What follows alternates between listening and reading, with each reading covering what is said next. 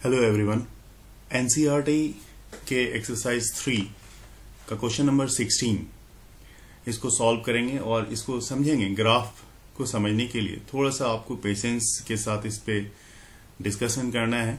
मैं जिस तरह से आपके एक एक पॉइंट्स को यहाँ पे क्लियर करता जाऊंगा, आप ध्यान से देखेंगे, क्योंकि ये ग्राफ जो है अगर एक बार में हमें समझ में आ गया तो फिर हमारा काम हो जाता है, ज्यादा इसमें टाइम देने की जरूरत नहीं होती। तो जैसा कि क्वेश्चन में यहाँ पे हमारे पास बताया गया कि जो ग्राफ है ए से डी तक जो ग्राफ दी हुई है, इसमें आपको ध्यान से देखना है और बताना क्या है, स्टेट विद रीजन, कि रीजन के साथ which of these can not possibly represent one dimensional motion of the particle. ऐसे मैं कहूं तो चारों ग्राफ जो ए बी सी डी चार ग्राफ आपके पास हैं, ये चारों ग्राफ को देख के मैं आपको बता सकता हूं कि ये चारों ही ग्राफ जो है एक इम्पॉसिबल ग्राफ है। अब इसको समझने के लिए मैं पहले आपके पास ए ग्राफ को डिस्कस कर देता हूं। तो ए ग्राफ को डिस्कस करने के लिए मैं इसको थोड़ा सा इसको बड़ा करता हूं ग्राफ को, और उसके बाद इस पे हम लोग फोकस करते हैं। तो इसमें हम लोग देख रहे हैं कि यहाँ पे ये हमारा एक्स ऊपर में दिखाया मैंने, एक्स और T graph, x versus T का ग्राफ है। और x वर्सेस t के ग्राफ में ऊपर x को हमने पोजीशन कंसीडर किया हुआ है, ये क्वेश्चन में दिया हुआ है, और नीचे टाइम है, पोजीशन टाइम ग्राफ। जी हाँ, तो इसको समझने के लिए अगर हम ड्रॉ करें एक पैरेलल लाइंस पोजीशन एक्सिस के पैरेलल, तो देखेंगे, देखिए ये मैंने ड्रॉ किया एक पैरेलल लाइन जो मैं दिखाता हूं आपको। अगर आपको पोजीशन के पैरेलल ड्रॉ करना है तो मैं आपको बताता हूं कैसे करेंगे। तो सबसे पहले ये पोजीशन है, तो पोजीशन के पैरेलल मतलब आप यहां से एक लाइन नीचे को टाइम को ज्वाइन करता हुआ, तो टाइम को ज्वाइन करता हुआ ये लाइन इस तरह से बिल्कुल स्ट्रेट लाइन ज्वाइन करके दिखा रहा हूं मैं आपको। तो यहां से भी और यहां से भी, ये देखो, मान लो कि यहां से एक पॉइंट को मैंने बिल्कुल स्ट्रेट यहां से इस तरह से ज्वाइन कर दिया। ठीक है, हम देख पा रहे हैं इस लाइन को मैंने ज्वाइन कर दिया है। अब ये जो ज्वाइन करने के बाद हमें दो पोजीशन दिख रहे हैं। एक इस पार्टिकल का जो पोजीशन है वो इस पॉइंट पे है जो हमें दिख रहा है यहाँ पे, और दूसरा पोजीशन जो है वो भी हमें दिख रहा है, वो ये इस जगह पे है। तो इस पोजीशन को कहने का मतलब, ये पोजीशन आप इस तरफ से देख सकते हो कि ये पोजीशन है, एक पोजीशन यहाँ पे है और दूसरी वही पार्टिकल है, सेम पार्टिकल, उसकी पोजीशन इस जगह पे है। तो दो जगह पे पोजीशन दिख रहा है एक ही टाइम पे। मान लो अगर यहाँ पे हमने कहा कि कोई ऑब्जेक्ट जो है जीरो से चलना शुरू होता है और वो जीरो से चलने के बाद आफ्टर 2 सेकेंड, 2 सेकेंड के बाद एक पार्टिकल आपको इस जगह पे भी दिख रहा है, मतलब एक पार्टिकल आपको आगरा में भी दिख रहा है, एक ही आदमी आपको आगरा में भी दिख रहा है, और एक ही आदमी आपको लाल किला में भी दिख रहा है। ऐसा पॉसिबल तो नहीं हो सकता। तो इसलिए इसको आप क्या बोलोगे, ये एक इम्पॉसिबल ग्राफ है, क्योंकि दो अलग अलग पोजीशन है। एक पोजीशन ये है, मान लो कि इसकी पोजीशन मैं यहाँ पे अगर लिख भी दूं कि मान लो ये पोजीशन, इनिशियल पोजीशन x1 रहा होगा और इसको बाद का पोजीशन x2 रहा होगा। ठीक है, मैं कहता हूं कि दो पोजीशन हो सकते हैं, लेकिन एक ही टाइम पे दो पोजीशन, मतलब आप देख रहे हो कि मान लो 5 बजे आप एक आदमी को, वही मैं कह रहा हूं, 5 बजे आप आदमी को आगरे में भी देख रहे हो, और उसी आदमी को 5 बजे आप कहोगे कि मैंने कोई दूसरे से पूछोगे जी फोन करके ये आदमी कहाँ पे है, तो वो कहेगा ये लाल किला पे है। तो ऐसा पॉसिबल नहीं है। इसलिए ये दो पोजीशन एक ही टाइम पे, पार्टिकल का या बॉडी का दो अलग अलग पोजीशन एक टाइम पे पॉसिबल नहीं हो सकता है। इसलिए इसको आप इम्पॉसिबल ग्राफ कह सकते हो।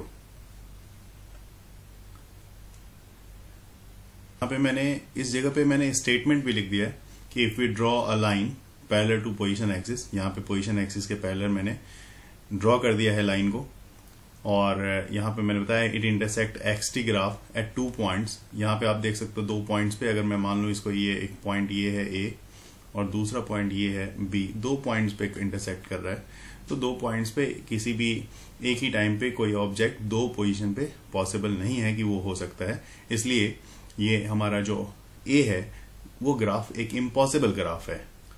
ठीक उसी तरह से जैसे यहाँ पे हमारे पास दूसरा जो बी में जो ग्राफ दिया हुआ है, उसमें हमारे पास वीटी ग्राफ है। हम देख पा रहे हैं यहाँ पे हमारे पास कौन सा ग्राफ है, वीटी ग्राफ है। इसमें भी आप क्या करोगे, वेलोसिटी और टाइम, वेलोसिटी के पैरेलल, ये जो वेलोसिटी है इसके पैरेलल में एक इसमें भी एक लाइन में ड्रॉ करना चाहूंगा आपके लिए। कि आप देख सकते हैं यहाँ पे जब आप एक पैरेलल लाइन ड्रॉ करोगे तो आपको क्या मिलता है, मैं उसके बारे में बताता हूं।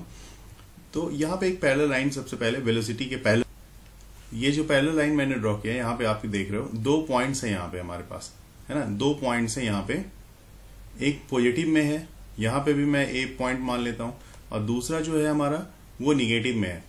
इसका मतलब है कि एक ही टाइम पे, कॉमन टाइम क्या है, कॉमन है, एक ही टाइम पे आपकी वेलोसिटी, आप क्या दिखा रहे हो कि वेलोसिटी पॉजिटिव भी है, एक पार्टिकल की या एक बॉडी की वेलोसिटी पॉजिटिव भी है, और उसी टाइम पे आप ये कह रहे हो कि वेलोसिटी निगेटिव भी है। तो कैसे हो सकता है कि एक ही टाइम पे वेलोसिटी पॉजिटिव भी हो और वेलोसिटी निगेटिव भी हो? तो जो मैं बोल रहा हूं वो स्टेटमेंट ही आप वहां पे लिखोगे कि आप सेम थिंग कि इफ यू ड्रॉ, यहां पे जैसे मैंने लिखा है if you draw a line parallel to, यहां पे, लेकिन अब यहां पे वेलोसिटी हो जाएगा, जो मैंने पोजीशन लिखा है क्योंकि ये इसके लिए लिखा था मैंने, यहां पे वेलोसिटी एक्सिस लिख लेंगे हम लोग। वेलोसिटी एक्सिस के अगर आप पैरेलल ड्रॉ करते हो तो आप क्या देखते हो, पॉजिटिव और निगेटिव 2 पॉइंट्स आपको दिख रहे हैं, ए और बी पे, पॉजिटिव और निगेटिव, और वो भी अपोजिट डायरेक्शन में एट द सेम टाइम में। यहां पे मैंने क्या बोल रहा हूं, सेम टाइम में एक समय आपको पॉजिटिव वेलोसिटी दिख रही है बॉडी की, और उसी टाइम में आपको निगेटिव वेलोसिटी भी दिख रही है, जो कि पॉसिबल नहीं है, इम्पॉसिबल है। तो इसलिए ये ग्राफ भी, बी ग्राफ भी आपका इम्पॉसिबल है। जो सी है, सी पार्ट में हम लोग क्या देख रहे हैं कि स्पीड टाइम ग्राफ बताया गया है हमारे लिए। क्या बताया गया कि ये एक स्पीड टाइम ग्राफ है, और स्पीड टाइम ग्राफ में आप देखो स्पीड हमेशा क्या होता है, मैं यहां आपको बता दूं पहले ही, जो स्पीड होता है वो हमेशा पॉजिटिव में होता है। निगेटिव स्पीड कभी आपने सुना है क्या? नहीं होता। तो स्पीड हमेशा पॉजिटिव होता है।